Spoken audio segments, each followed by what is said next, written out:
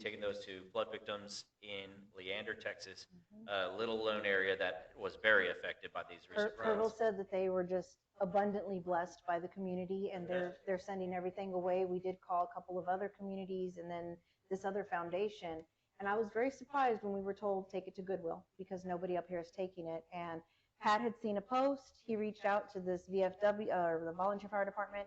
They put us in contact with the city. City put us in contact with the man who rented a warehouse because Leander needs as many of the donations as they can get. So we said we'll see you Saturday. So and then we have how many pallets right now? Just Yeah, we got 12, and we got to